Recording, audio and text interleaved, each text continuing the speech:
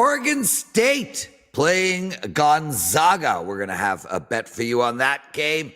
And the Cavaliers versus the Thunder, the Rockets, and the Kings. Bryan Power joining us. He'll take part all of those games, plus Andy Lang after him, with some prop bets, including some NFL, NHL, darts, and tennis bets coming your way, and Gianni the Greek as well. Kyle Anthony, too. A loaded show. Let's get started. Bryan Power joining us right off the bat. How are you, my friend? What's going on? Prez, sounds like we have every single sport possibly you could want to bet on covered here on today's show. Happy to be a part of it.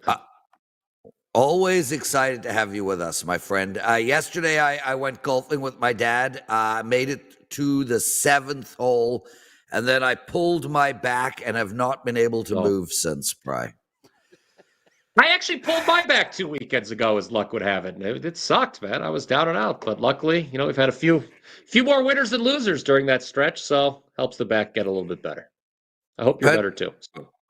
Well, I appreciate the kind words. Aren't you a youngin'?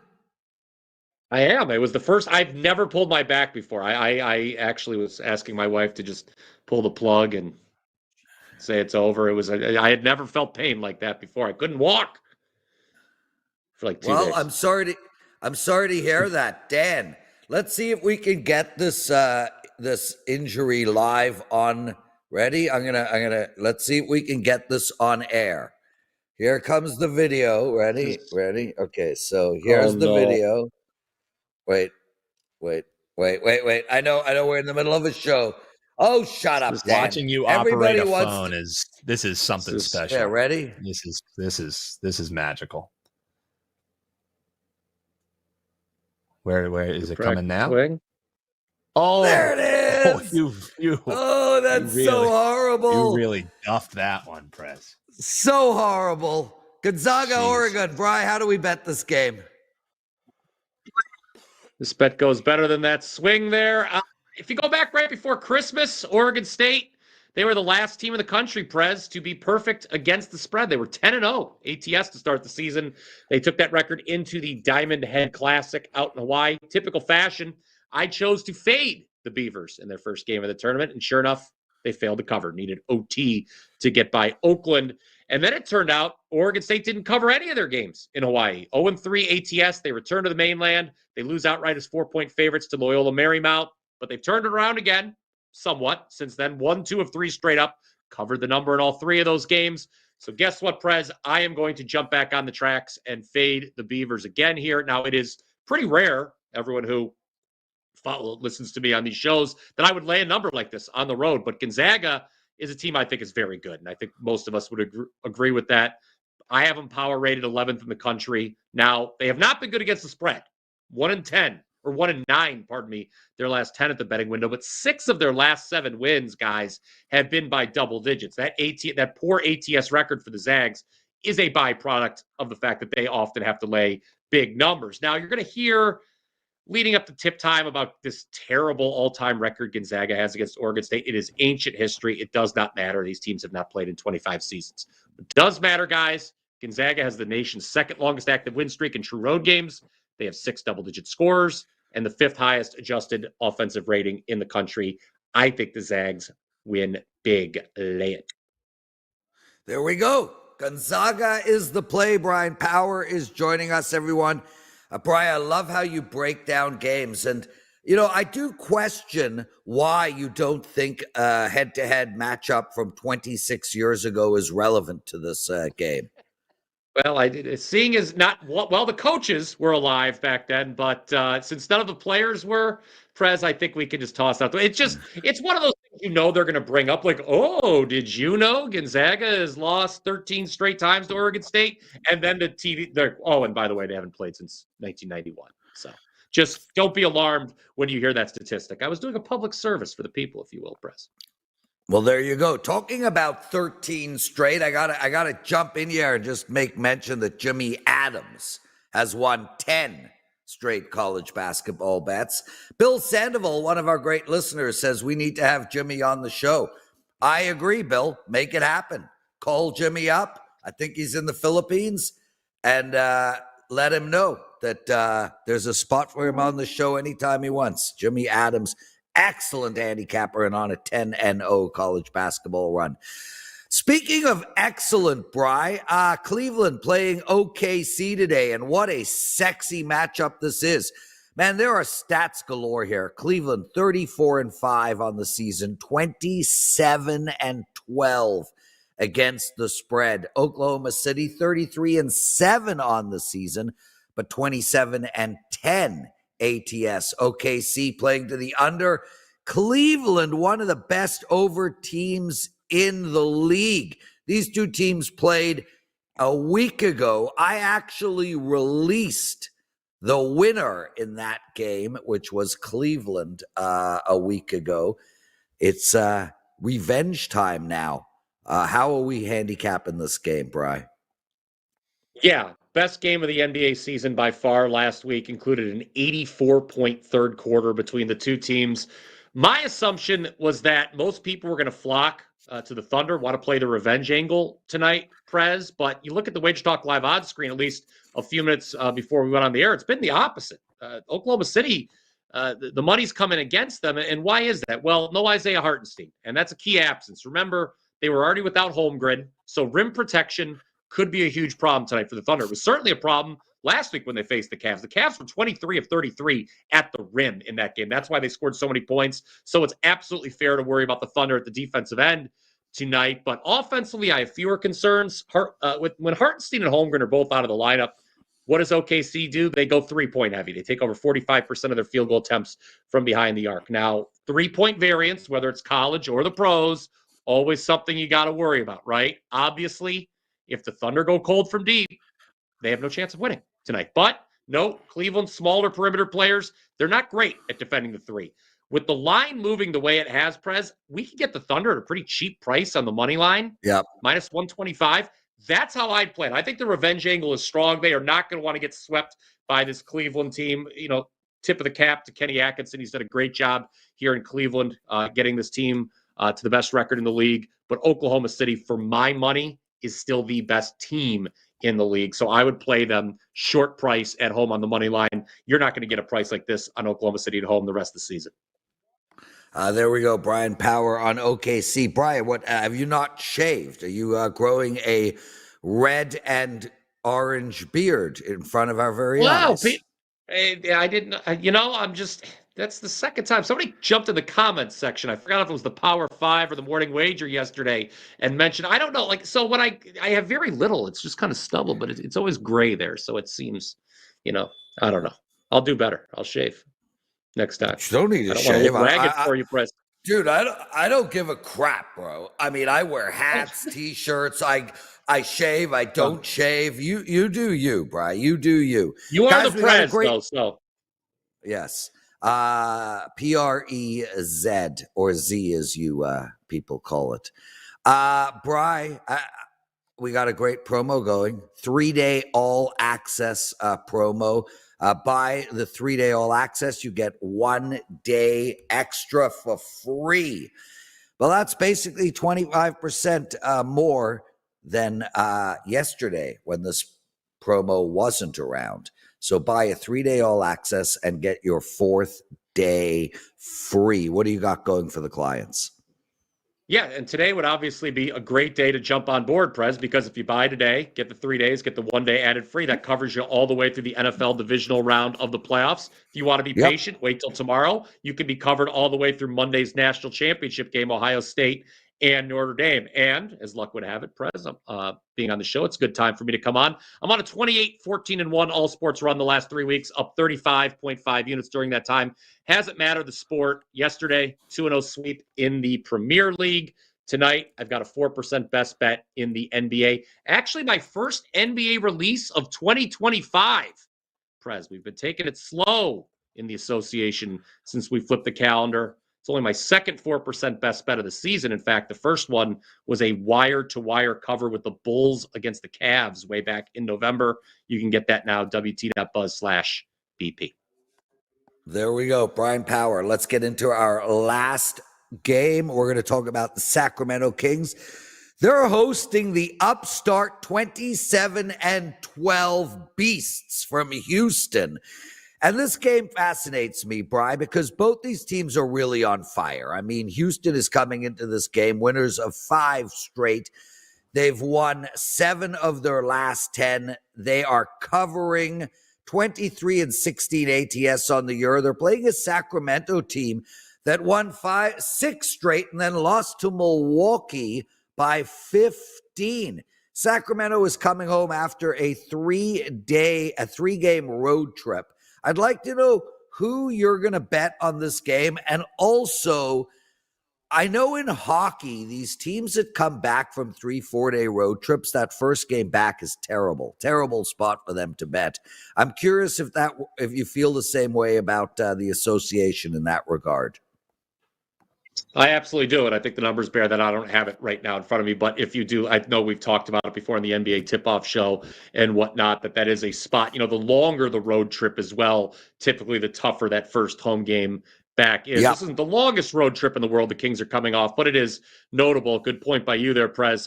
Houston, you called them upstarts. I think that's a good way to describe them. Last night they go into Denver. They win big as 5.5-point favorites. Now that may sound strange to some of you. The Nuggets were obviously shorthanded. No Jokic, no Gordon.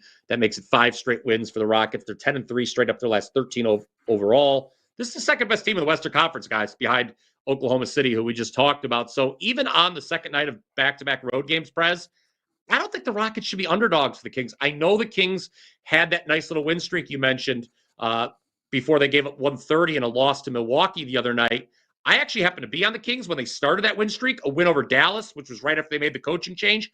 But I don't trust this Kings team as a favorite still. Now, they were favored when I took them against Dallas, but that was a case of me getting in front of a line move when I knew the Mavs were going to be shorthanded. You go back about a month, you're going to see Sacramento's 3-9 against the number. Their last 12 games, they've been favored. They've lost 6 of those games outright.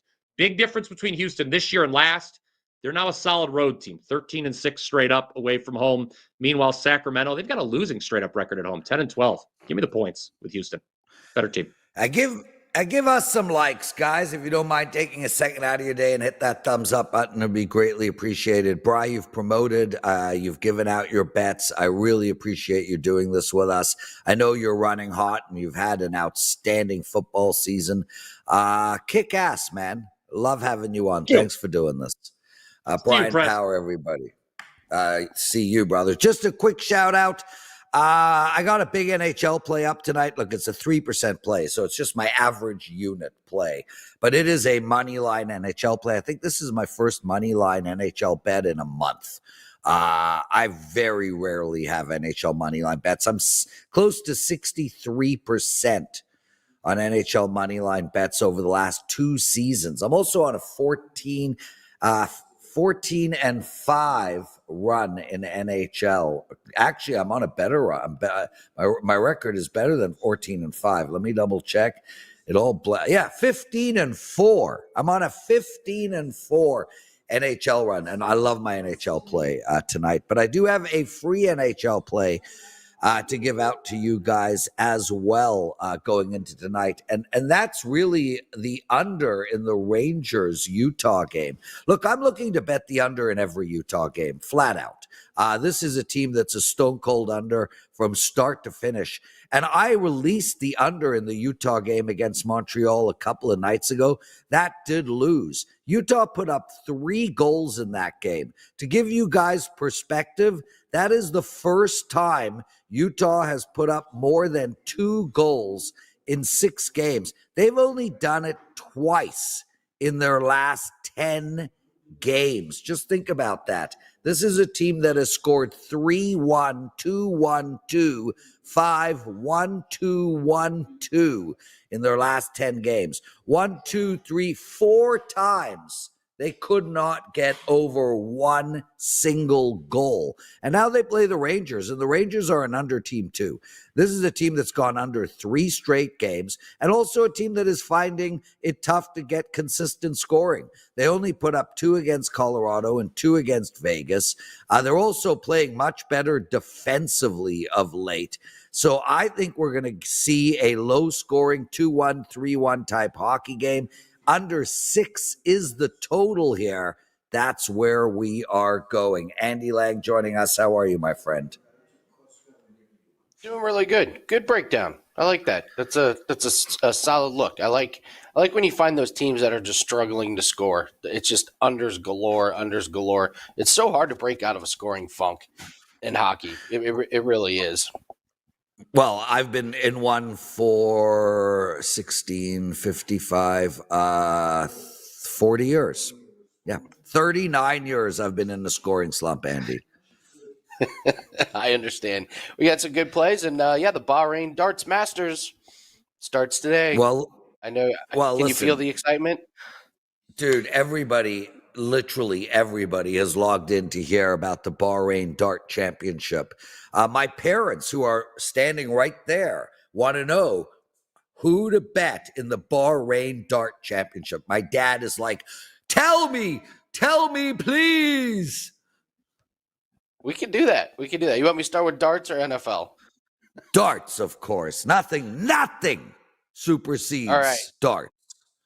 All right, we got some. The first match just started today, but we got matches that go on throughout the day. So let's do a darts parlay. We're going to start with Luke Littler to throw the most 180s. He plays Lagan. They played in November. Littler had 5 180s. Lagan had 1. This is a complete mismatch here. Littler won the most 180s at the PDC World Championships by a mile. I'm going to go with Peter Wright under 2.5 180s. He just doesn't throw a lot of 180s. And Prez, these matches are quick. It's just first to 6 legs, so we don't have sets or anything. This is not a long game. The guy he's playing is not very good, so I don't expect him to take much chances. And then we'll par that with Aspinall. I have to bring up this guy.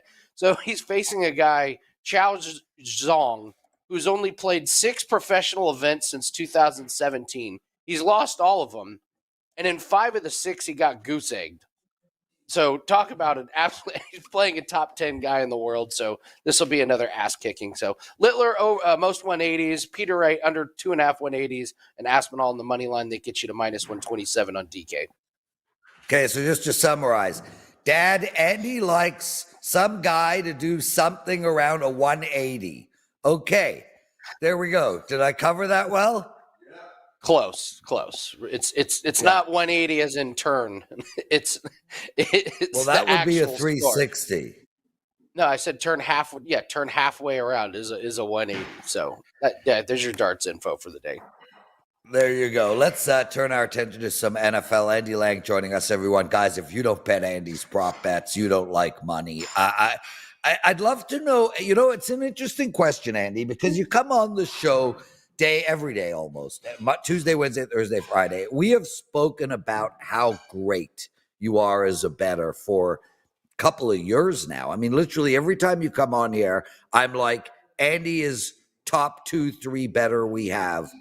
I'm curious why people aren't betting your plays. Now, I'm not implying that everyone's not. You have a lot of clients, but I mean, I would expect every single person to be betting your plays. So I ask you people in the chat room and the comment section, why aren't you a long-term subscriber to Andy Lang? Literally, tell us why you aren't one. I'm curious, Andy, because, I mean, if Warren Buffett was giving out free advice, people would be taking it. Yeah, some people don't like that I bet a lot of things on sports that they're not interested in, which is fine. How is that even a thing? It's what we get. We get most comments is why. Nope, I want to be betting on something that I watch. Hold on, people Andy. Are not watching darts. Andy, sorry, it's my stockbroker. Oh, you have a stock that will double? Oh, but it's in an industry I don't like. I don't want it. Don't want. It'll double in one day? You have a stock that will double in one day. Not interested. Sorry, I'm not interested in a double in one day. It's in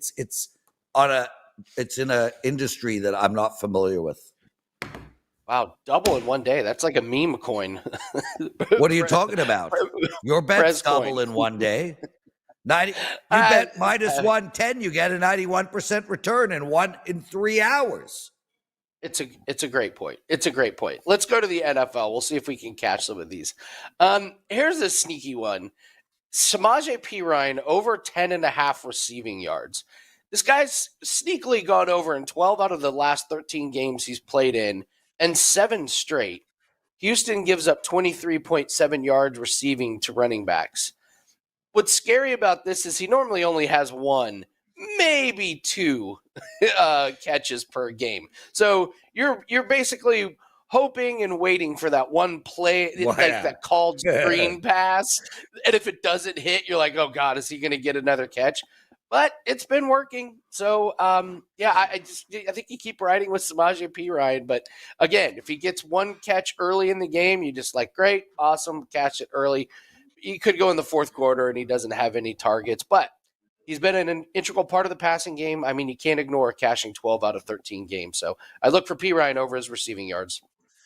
Eddie, it's funny. You remind me of a prop bet I took a couple of years ago. I went 10-0 in prop bets in the Super Bowl, and I took 44 on San Fran, Krasinski or whatever. You know what I'm talking about? The fullback. I took him to score a touchdown. Yeah, use check. I took him to score a touchdown at plus a gazillion. He did it like in the first 5 minutes of the game, and it was over and done with. It was like, it's great. Thank you. Isn't it great? We cashed. Yeah. Okay, you've got a prop bet. You've got a prop bet for us in the NHL. It's on the Vancouver Canucks game. Fill us in. Yeah, JT Miller's really gotten hot on his shots on goal. They're still giving us 1.5. So I'll take the over. He's only gone over in 19 out of 33 games this season, but gone over 9 out of the last 10, averaging 4.8 shot attempts in those 10 games. So if he's getting 5 shot attempts, I got to believe 2 of them are going to be on net. Kings are number 1 in shots allowed. They've been great defensively, but strangely enough, he's gone over in 6 out of the last 7 games he's played the Kings, including one this season. So I don't know, for whatever reason, he just always goes over his number when he plays the Kings. It's a good matchup for him. So we'll take JT Miller over 1.5 shots on goal. There we go. Andy Lang. We got an Australian Open update coming our way, and then we'll move on. Yeah, kind of some big upsets. 3 teenagers have upset top 10 players so far. So it's kind of something that's interesting. I do have to point out Medvedev got upset in a marathon match by Tien. That match literally got over like an hour and a half ago. I woke up this morning. I was like, why are they still playing? Couldn't have happened. Couldn't have happened to a nicer guy. Well, Medvedev gets upset. Tien's in big trouble. He's got to play tomorrow night. Like, he has no rest. He just played in this brutal, long match. He might be a fade spot. I'd say Swiatek looks great. She faces Raducanu, who's also looked really good. That's going to be a sneaky one. Don't be surprised if Raducanu pushes Swiatek, number 1 seed there. I don't have a free play. I would say stick to the one from yesterday. If you didn't watch yesterday, it was Djokovic and Macek go over 36.5 games. Oh, yeah. When does that game go?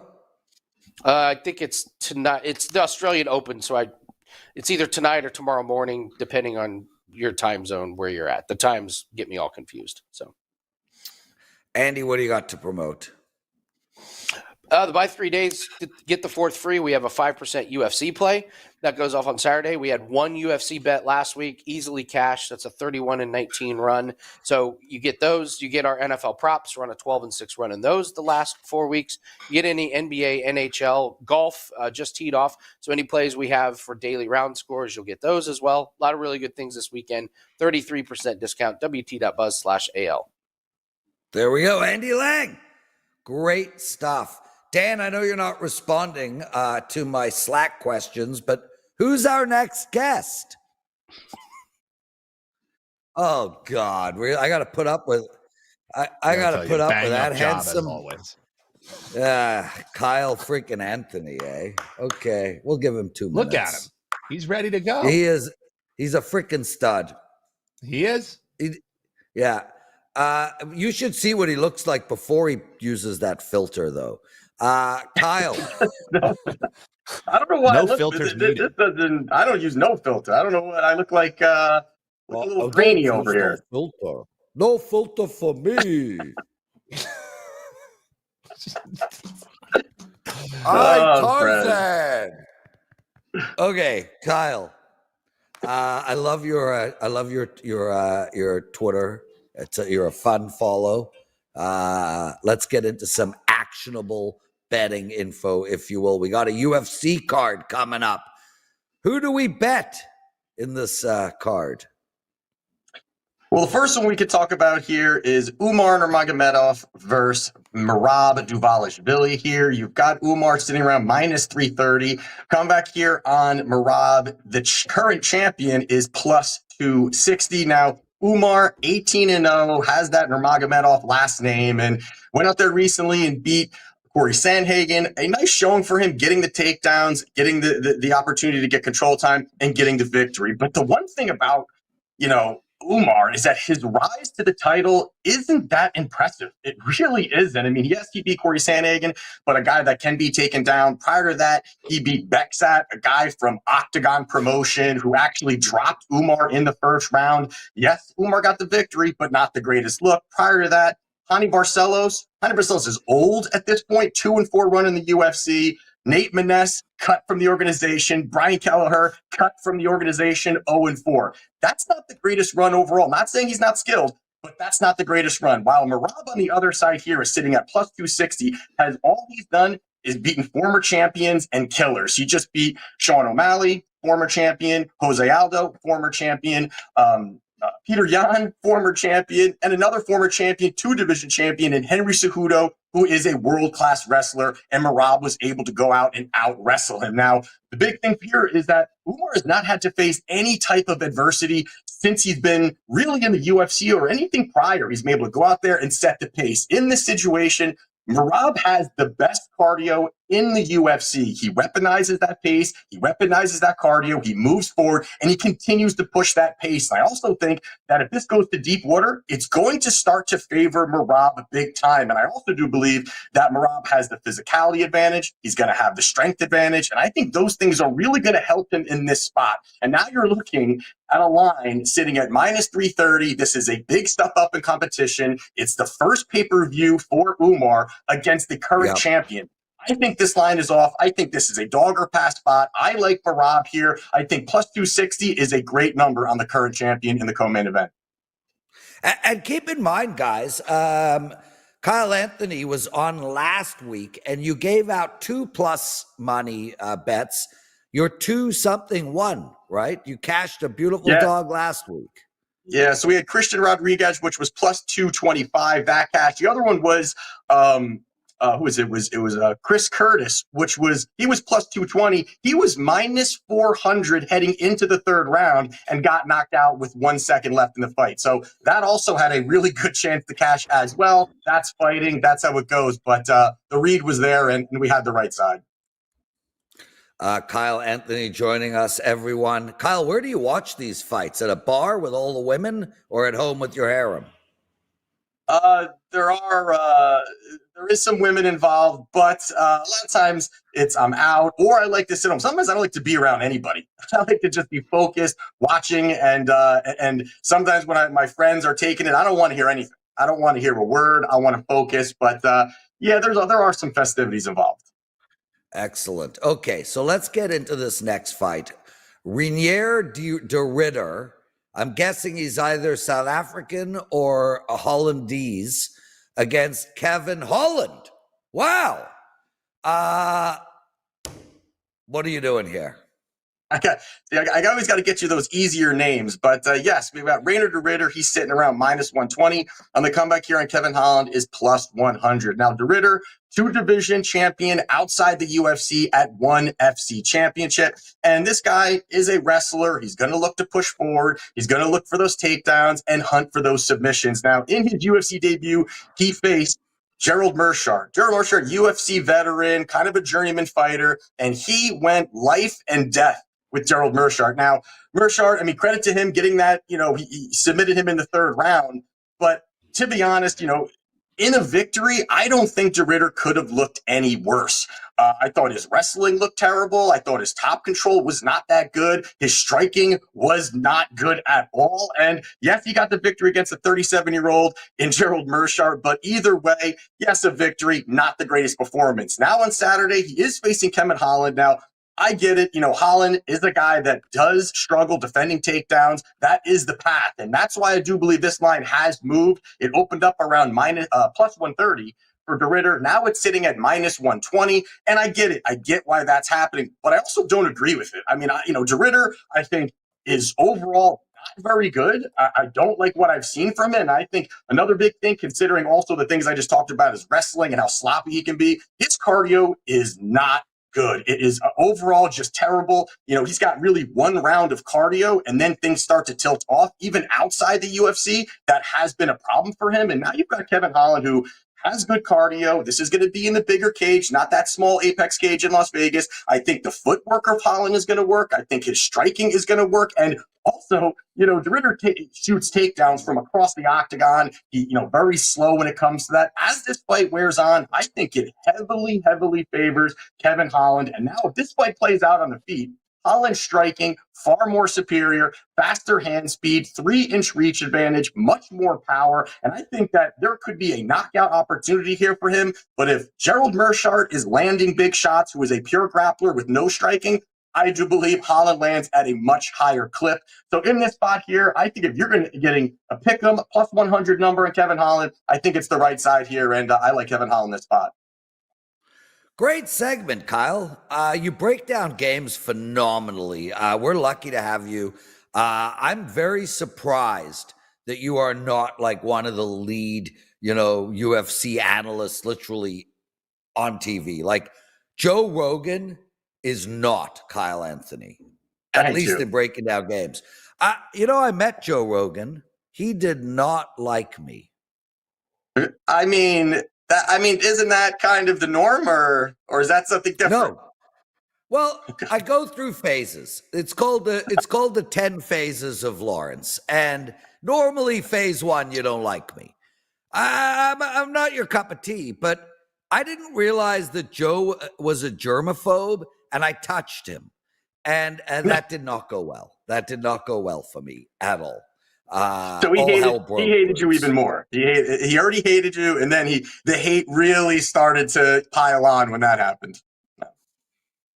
It's okay. Joe Rogan, if you're listening, I am all love for you. I'm available to come on your podcast, and I'm happy to make your podcast 12 hours long if that's what you want. Kyle, what do you got to promote?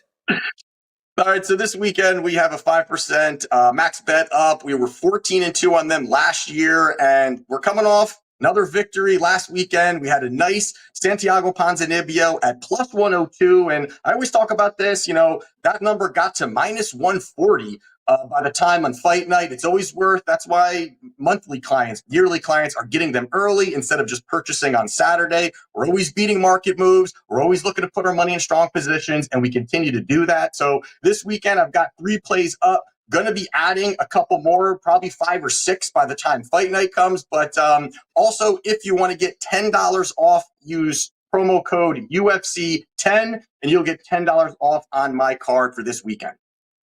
There you go. Kyle Anthony, everyone. Outstanding stuff. Let's keep the show moving along. And make sure, guys, to hit that like button. Also, make sure to put comment in the comment section. This stuff really helps our algorithm. Gianni the Greek joining us. Gianni,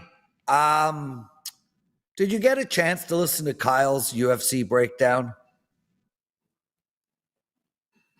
Gianni? We don't have Gianni? No, there he is. No, he's not. Okay, well, that's okay. I'll tell you what I'll do. I will give out a client bet right now on this show this second, and that is Michigan minus 9.5 over Minnesota in college basketball. And I don't care that Minnesota is at home. They are the worst team in the Big Ten right now. Dustin May has this Michigan team freaking rolling, Danielson. Minnesota's allowed 80 points or more in 5 of 6 conference games. and they will not stop this Michigan team from scoring. It's just a matter of, can they keep up? I don't hate laying this type of number, especially in college basketball and with the Big Blue. They're going to roll this Minnesota team. I think they win by double digits easily. Take Michigan minus 9.5 against Minnesota. Gianni the Greek joining us. Hey, brother, how are you, man? Yeah, we can't hear him. But I do want to say this. To the people who think I can't speak college basketball. Okay, do we have Gianni now? The mic's lit up. The mic's lit up. There the we camera's go. lit There up. we go. So I'm not technical savvy. Forgive me. That's why my girl's Hey, not as here long to, as you to, pick to winners, figure this that's stuff all up. we care about, Gianni. Thank you, brother. Thank you. Love you. Thank you. We got a lot of good stuff to share too. Gianni, here's where we're going to start. We had Kyle Anthony on, and you know Kyle's freaking awesome at this at UFC. Absolutely. We got the best UFC team ever assembled as far as betting goes. That's just a fact. Kyle gave out Merab Dvalishvili at plus 260. You think there's value there? I'm just curious because that's such an interesting bet. And he came on last week, gave out a plus 200 and change and cashed that one. I think Merab is being undervalued and disrespected by the betting market, but I think it's warranted. Here's what I mean. You almost blindly have to bet Merab, but this isn't a fight he's going to win. Right. He does not match up well at all with Umar. That's the problem. Now, when you look at strength of schedule, it's not even close. When you look at the competition, this being a step up for Umar, absolutely. But there's a reason that the challenger is this heavily favored over the champ, who just outstruck the striker, meaning Merab is the wrestler, right? That's what he does. Constant pressure. No matter what you do, he's going to take you down. He's going to control you over and over and over again. So he was supposed to get knocked out by Sean O'Malley because he's not a striker. But guess what? He outstruck the striker. Not only did he throw 5x more significant strikes than him, but he landed 3-4x more significant strikes. So he's at his top. But here's the problem, man. Umar is that good. Yeah. You're betting, if you're taking Merab, you're betting credentials over potential. But rest assured, when we look back at this fight a year from now, 16 months from now, we're going to wonder why Umar didn't close as a minus 400. He's that good. And I had to argue the Merab side when I did the UFC shows this week, because line value wise, it's hard to argue a guy that's that accomplished to not bet him as a dog. I mean, you're almost saying that even at plus 200, he only has to win the fight 1 out of 3 times for you to break even. And it's ridiculous to say he can't do that. But the truth is, he's not going to do it. He's not going to get past Umar. Too good of a team. He's like bred for this. The breeding, everything about this kid has champion written all over him. Kind of like Islam Makhachev, another teammate of his, where everyone knew what was going to happen. It was just a matter of time before he gets that lightweight strap, and he hasn't been beaten since. I think the same thing with Umar. He gets the job done. Gianni the Greek joining us wearing a Bitcoin shirt. Bitcoin just went over 100K today. It has been a magnificent ride. It was down to 91 7 days ago. So we got some value already. Nice some buy money. opportunity. I agree. I like, for me now, Gianni, and I'm going to tell everybody, I think it's just a hold. It's just don't buy, don't sell, don't short, don't long, just hold. That's my attitude in regards to Bitcoin. I love your shirt, though. Long-term outlook, real quickly. If you're willing to hold it for more than 5 years, you will make money. But here's what I'm going to tell you, and you could mark this show down.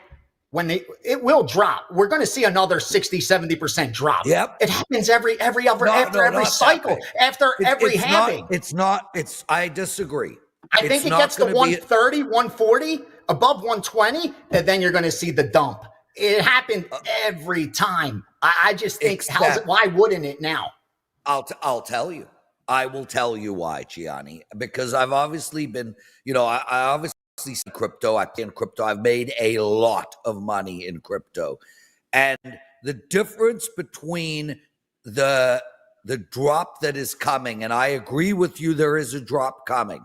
The difference between the drop coming now versus the drop coming, 6 months after last halving and 6 months after the halving before is that street strategy, BlackRock, none of these people were so vested as they are now. The floor is not as low as it was. There is simply too much money out there by too many incredibly talented institutional investors for a 70% drop. Do I expect a 30? Yes. Do I think we're going to see Bitcoin back into the 70s and 60s? Potentially. But a 70% drop drops us to 30, 40K. And I think those days are behind us, Gianni. I think the minimum this thing drops, the floor is somewhere around 57. Yeah, I can see that. Especially if it gets up to like that 140 range. Well, then you have your 70. Then you have your 70% drop opportunity because because from there it's down into the 50s. Gianni the Greek, let's go, bro. Some hoops for tonight. Yeah, and real quickly, League of Legends. I got a League of Legends play. They've been hitting these when they come. They come like once every 2 months or so. I don't even know if it's still on the board, but I bet it last night. It's BNK Fearex. That's the team name at plus 400 all the way down to plus 350 they're willing to take against KT Rolster. Some video game, esports. I have no idea. But like I said, they've been doing well. Here's some college basketball for you. Sides 768, Old Dominion plus 5, 766. Florida International plus 5, 821. Southeast Missouri State plus 3, 778. Rider plus 1.5, Rider plus 2, 847. San Francisco minus 5.5, 732. St. Pete plus 1.5. And a couple totals real quick. 762 under 152.5 Stony Brook, 763 over 155 Temple, 833 over 146 Rutgers, and 812 under 147 Utah Valley. Some of the college basketball we got down earlier this morning for some of these groups. Gianni, NBA, NHL, are you seeing anything out there worth discussing? No, nothing I saw that is sharp. But what I did see in the back end, all one-sided action on the Detroit Pistons over the Pacers. I'm talking from the public accounts that bet NBA pretty much every day. Everybody's on the Pistons for some reason. Game 524. They keep betting the Pistons, and the line's only moved about a half a point. That's been nothing but public money moving it, and they're blindly betting the over as well in Suns and the Wizards. That one dropped from a high, I think, at like 235. Right. So the wise guys bet it under, public's betting it over, kind of what you get in the NBA each and every day. Nothing jumped out in the NHL so far. NFL, Gianni and I are going to take apart all 4 games tomorrow and discuss what we like in them. But I'm seeing very little movement since yesterday, Gianni. We did get a little bit of money come in on the over in the Houston KC. We spoke about that might happen, and now it's 41.5 across the board. Nothing has changed in the Buffalo-Baltimore game. The Rams and Philly, all 5.5s are now gone. So it is 6 for Philly across the board. And Detroit and Washington, the money's coming in on Detroit. And we do have a 10 out there now. Yeah, I think that's the team that blows out Washington. We've seen it so many times in the past. A team like Washington that outperforms their season win total gets that first week win. So you know it's a team moving in the right direction, but eventually the luck runs out. Nobody's been luckier than the Washington Redskins. I mean, you look at like their turnover ratio. You look at like their score margin. Yeah, they just get so lucky. Again, they've been getting the job done, but I just think that luck runs out in Detroit. And not surprised with Philadelphia now starting to get the money. I think a lot of even sharp bettors expect Hurts to progressed towards the mean. He had an awful 35% success rate last week. I think it was one of the worst in NFL over the last 5+ years, especially in the playoffs. So I think they expect him to do better. And plus, they gave up 300+ yards rushing to the Eagles. So what are you going to do? You're going to stop the run that's going to open up their passing game. It's a tough game for the Rams. But see if it gets up to that key number of 7 now, because I'm starting to see the Philadelphia money come in. There we go. Gianni the Greek, everyone. What do you got for the clients? The 5% still sitting there pretty ready to do damage. 14-4 over the last 365 days on 5% in MMA with a 45 unit win and over like a 50-60% ROI. Again, finished number 1 in MMA last year over the last 365. I've had 1 losing year over the last 7 in MMA at WagerTalk. Really excited about Saturday's card, but can't overlook the playoffs. Those are up as well. The 5%, I believe, is coming. I haven't put one in yet, but I've isolated a game that I'm trying to confirm. So head on over there, and don't forget, free picks every day on my page. Tomorrow we'll be breaking down NFL, brother. Be ready. That's it. That's the show. Shout out to Gianni, Bryan Power, Kyle Anthony, Andy Lang, for Dan Alexander and myself. Lots of love, everyone. We'll see you tomorrow.